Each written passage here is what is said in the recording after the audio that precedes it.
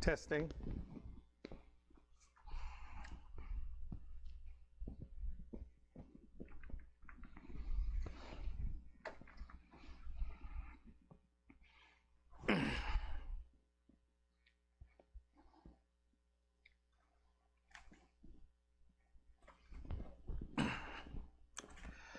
Once again, I bring you greetings from the St. Mark Community Church. This is our Wednesday church update for July 1. The year is flying by.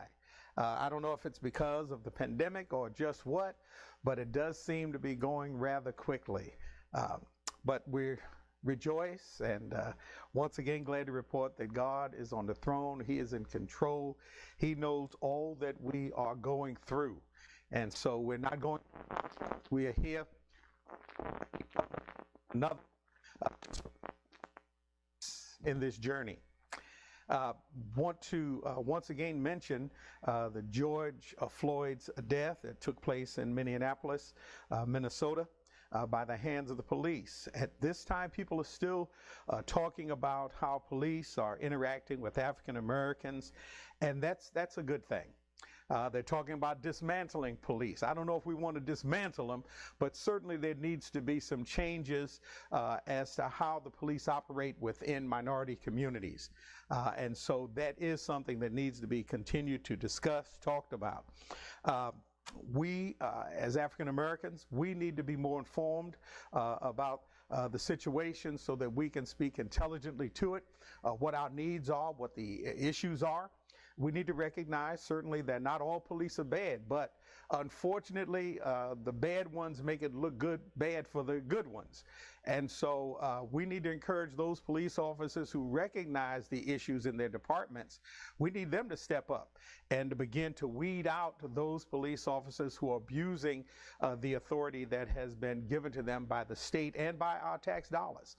And so, again, this is an ongoing conversation. I'm grateful that the conversation is ongoing. We don't want to let it drop at this juncture. One way to stimulate that conversation in the community and those who you come into contact with is by wearing the George Floyd t-shirt that we had made up via Brother Collins was so kind to lay it out, and we've made some purchases. So if you're interested in getting one, they're $13 each. I've already received one order and have been passing that out, and as a result, I've had someone else come up and say, well, they want to get a couple of shirts. And so we have two that we're holding on to in terms of going to place an order, but in order to place a new order, we need at least 10 shirts. And so we have two, we need 8 more in order to place that order. So if that's something that you're interested in, if you would like to get the George Floyd shirt, they're $13 each. Please let Brother Collins know, or you can text him or email him, or you can let me know. You can text me or phone me, whatever you want to do, and we will get that ordered. Again, once you order it, though, and we place the order, you're responsible for that particular shirt. This is not going through the church. Pastor Brown is handling this himself. So just let me know, and we'll do that for you. In California right now, on a more sober note, we've had 210,616 cases of the COVID-19 virus here in the state of California. So far, we've had 5,899 deaths, and we constantly say one death is too much, but we need to keep you abreast of some of these numbers. Again, they increase and change each and every day. Within the U.S., we've had 2,510,000 cases and 125,000 deaths. That's in the United States alone. And then worldwide, we've had 9,979,000 cases with 498,000 deaths, coming up on 500,000 deaths in the world from just this COVID-19 virus. And so what we found, unfortunately, is in California and several other states, the cases have been increasing. Now, that's been happening in part because of more testing that's going on. We recognize the more tests you have, the more cases you are going to find. However, in addition to that, some people are not wearing the masks as they've been asked to do, especially young adults.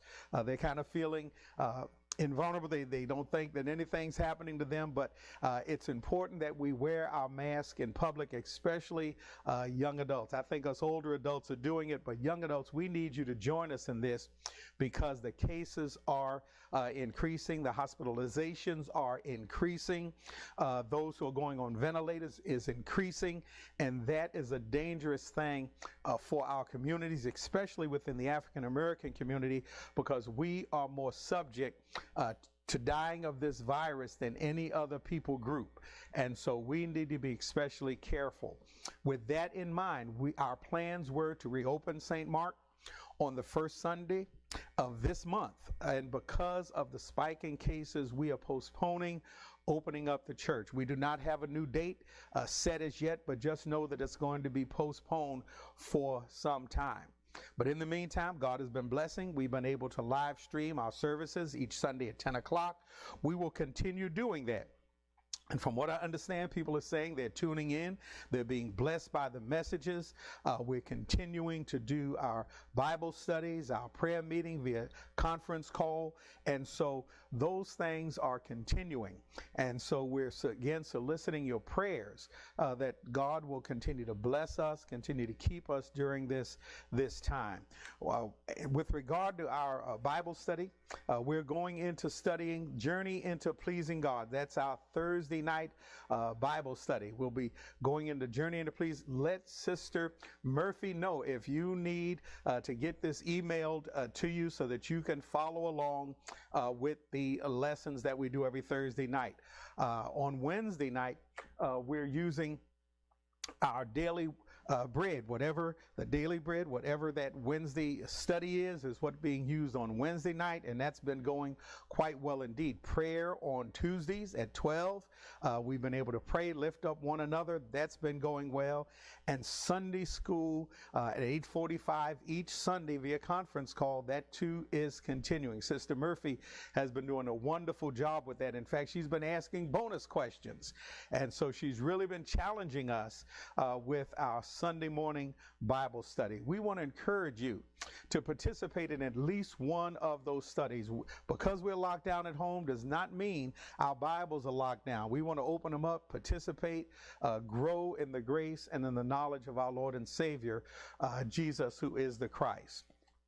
Again, we want to mention that the blacks, African Americans, Latino, Native Hawaiian, Pacific Islanders are disproportionately having more deaths for their share of the population.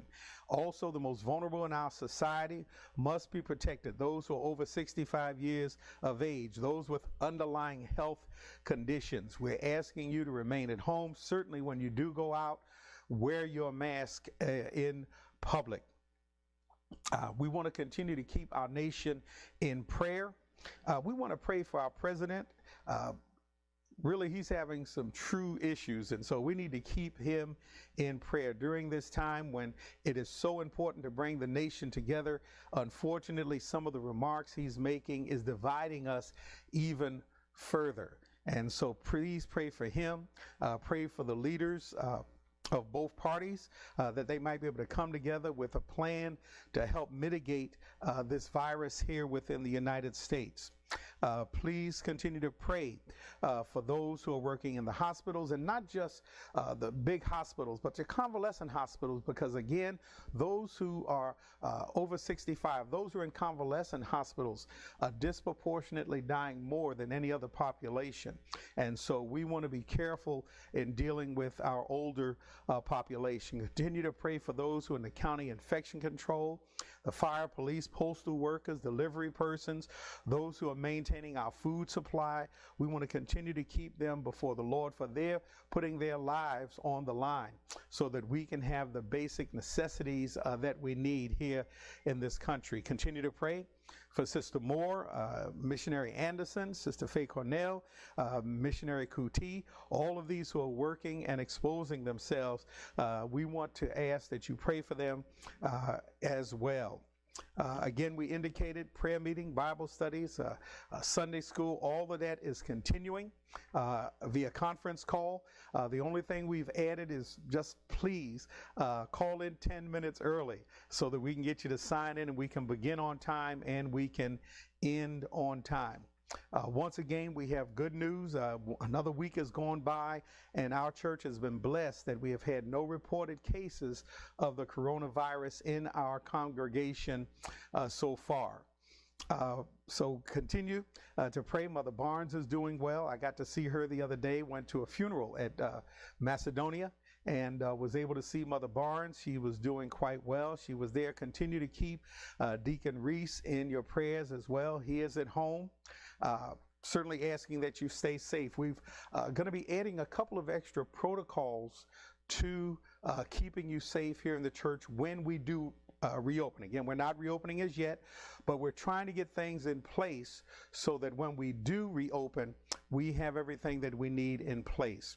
And so a couple of things that we're going to be adding. We're going to be adding one thing is that we're going to be asking you to come in the front door of the church to enter that way, but we're going to ask you to exit through a secondary door in the sanctuary so that we're not cluttered around the hall. So we want to maintain those distances. So we'll be entering in one door, exiting out of a different door. Those doors will be marked, and we'll be talking about more about that later. Again, we indicated that we'll be taking temperatures as you come in. We'll be asking you to sanitize your hands as you come in and as you leave the sanctuary with regard to hand washing and sanitizing. We're also going to encourage you, if it's at all possible, for you to be tested. That's one of the things the governor is requesting, that as many as possible of us would go on and get tested to see if we have the coronavirus. And so Sister Brown and I, we're going to be tested this Monday. We already have our appointment set up, and so we're going to be tested shortly. And so that is an important thing that we are going to be doing. In fact, with that having been said, I'm going to pull up that phone number and give it to you. Sister Kuti was kind enough to provide that for us, Missionary Kuti, and so I want to provide it for you as well. This is the phone number for OptumServe. The phone number is 888-634-1123. That is 888-634-1123. We'll also put this on our website.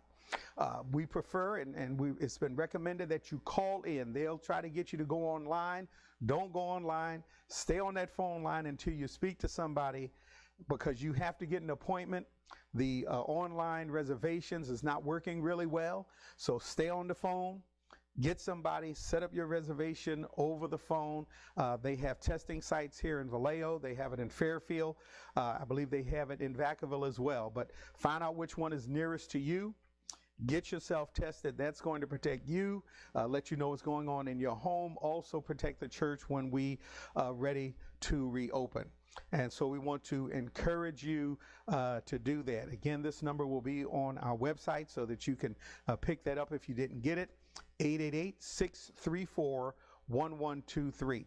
Let me add that there is no charge for getting this test. There's no charge. And so you don't have to worry about any concern as it relates to that.